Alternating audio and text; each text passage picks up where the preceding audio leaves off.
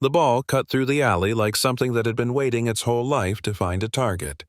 Perfect arc quiet speed landed with a thud against a man's temple, and the knife went clattering to the pavement like all the small, terrible things in the night finally had to stop and listen.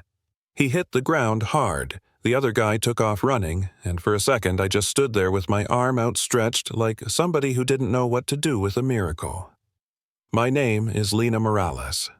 I was 14 the night I threw that ball, and that one throw changed everything. Not because I wanted to be a hero, but because my dad taught me how to aim. We had lived on the east side of Harbor City my whole life, the kind of neighborhood where folks know your business and also pretend they don't, where my mom worked 2 jobs and my little brother Noah slept with one leg over the bed because the mattress was always too small. My dad, Eddie Morales, was a welder on high-rise jobs, the steady kind of man who kept his hands calloused and his mouth soft when he got home. He taught me to throw the right way, aim for the seams. He'd say, hit the gap, and the rest will follow. He also taught me to notice things, the wobble in a scaffolding plank, the nervous laugh a foreman uses when he wants you to stop asking questions. 3 years before that alley, Eddie fell from a scaffold on a downtown tower and didn't come home. The official story was simple, the kind of sentence meant to fold the edges of grief so it fits inside a file. Worker negligence, improper harness use.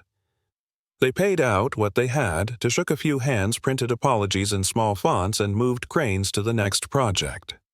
My mom kept a yellowed clipping of the original report pinned to the fridge, and I kept a crumpled photo of my dad in my pocket. He had written complaints, emails, safety forms, text messages, things he did when he couldn't stop thinking about raw edges and loose bolts, and somehow those documents went quiet after the settlement. That's not how things are supposed to go, but life will teach you that truth is sometimes expensive. The man I knocked out with a softball was named Graham Hale. He owned Hale Development, the kind of company that builds glass boxes where people go to pretend they're not watching someone else's life.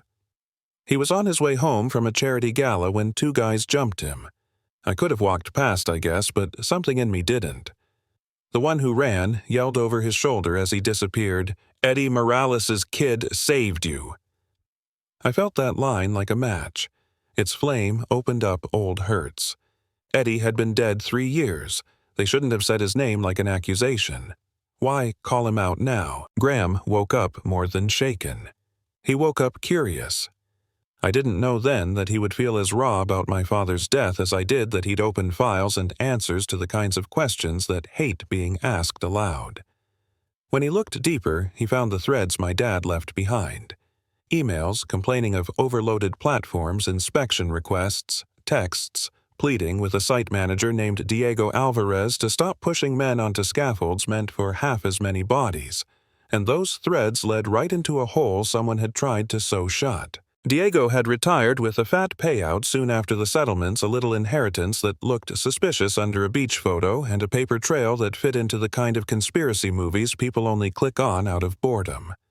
Graham, to his credit or curiosity, would not let it rest. He hired a private investigator. He dug up backup files that were supposed to be deleted, and he found the emails my dad sent that morning before the fall. "I am refusing to work on East Scaffold until inspection."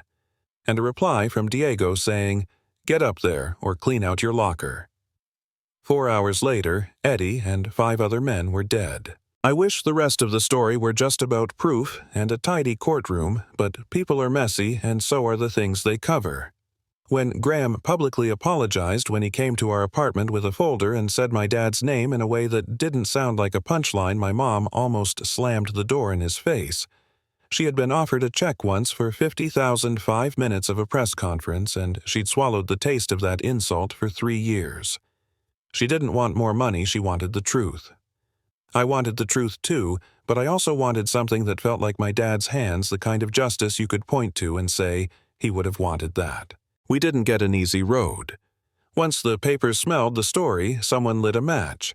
The tabloids spun headlines that painted us as opportunists. Anonymous sources claimed my father had been drunk. Said Eddie was careless, that our grief had a price.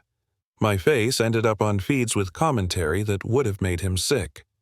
In school, kids who'd never spoken to me before started making videos, teachers whispered, and a girl at the new elite sports camp, because yes, Graham paid for me to try out at Summit Elite Academy, decided to make my life her joke. She called me a charity case, and when I finally shoved her, the principal suspended me like that was the real problem. It broke me in ways numbers can't measure, but it didn't stop me. The real fights were quieter, finding the men who'd been there, the ones who signed off on the lie, and the ones who had been paid to play along. Rico Santos, the foreman who had shared shifts with my dad, he carried a guilt that sat in his chest like a stone. He traded the shift with Eddie because his kid was sick the night before, and Eddie took it and went up. Rico kept copies of every complaint and kept them folded in a battered envelope like a thing too heavy to throw away because he thought someday the truth might be asked for. Many won't, but Rico did. Others were easier to sway. A few took money and wrote statements that painted Eddie as reckless, and those are the ones who had to come around. We found proof in small, honest things. Photos of the scaffold with 8 men squeezed where 4 were allowed, a manufacturer's spec sheet with the numbers circled, a voice message where Diego told a crew that if they didn't meet the deadline, they'd find replacements. We traced a wire transfer to Diego's account, $250,000 arriving the week after the settlements. The money came from a shell company tied to a rival developer, a who plays with fire plan to sabotage Hale's project so another firm could swoop in. They treated lives like a line item, and someone had the stomach to pay for it. Calling the cops didn't feel right. Too many hands were involved. Graham's lawyer called the FBI, and suddenly the slow building of evidence became a plan. They set a trap, a sting, that would make Diego think he was meeting the people behind the payoff. He took it because that's what men with money and secrets do. They keep making better mistakes until the world finds a way to stop them. When they arrested him, the camera captured his face before the cuffs, and he talked like someone finally losing a game they thought they'd rigged. He named names, he admitted the overloaded scaffold, he admitted the payments. That confession felt like a window cleaning itself from the inside out. The press conference the next morning wasn't neat, but it was the first honest thing our family had been part of in years. Graham stood there and said Eddie's name clear and right. He apologized for the silence. He announced a safety fund and independent inspections and scholarships in Eddie's honor. Concrete things, not just words. My voice shook when I stepped up to the podium. I held my dad's baseball in my hands like it was a fuse, and I said the thing he taught me without thinking. My dad told me one good throw could change everything. He was right. He changed ours. People cried, and some of them cheered, and some of them muttered about publicity. You can't make everyone see. We did get a memorial, a plaza with 6 bronze figures, a safety fund, a policy review that made it harder for managers to bury complaints.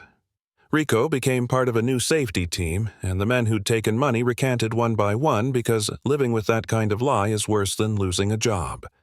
Diego got years for wire fraud and negligent homicide, and the man behind the shell companies got his own day in court.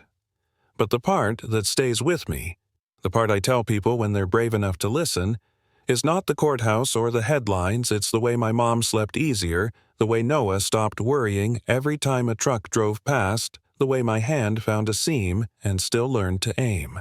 I won't pretend everything fixed itself. People still argued about whether what we did was right, whether blaming someone could erase grief, whether power always finds a way to bend justice.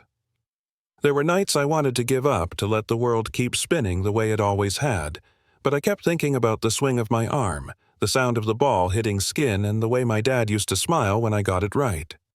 I enrolled at Summit, they lifted my suspension, and I got a scholarship that wasn't a handout but a ticket. Engineering school offers came later, and I want to build things that stay up, the kind that keep people safe. So here's what I want to leave you with, a challenge. Not a tidy ending. When you see a system that treats people like line items, do you walk past? When someone tells you a story about the underdog, do you believe them or scroll on? My throw didn't just stop a knife.